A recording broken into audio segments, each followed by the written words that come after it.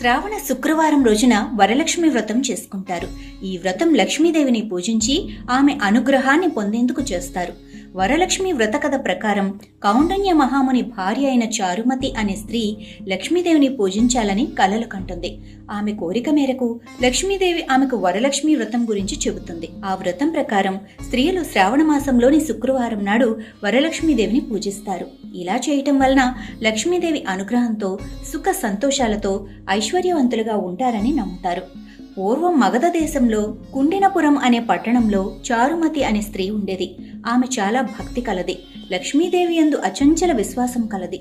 ఒకరోజు ఆమె కలలో లక్ష్మీదేవి కనిపించి శ్రావణ మాసంలో శుక్రవారం నాడు వరలక్ష్మి వ్రతం చేయమని చెప్పింది. మరుసటి రోజు చారుమతి తన కల గురించి తన భర్తకు, చుట్టుపక్కల వారికి చెప్పింది. వారందరూ కలిసి చారుమతి చెప్పినట్లుగా వరలక్ష్మి వ్రతం చేశారు.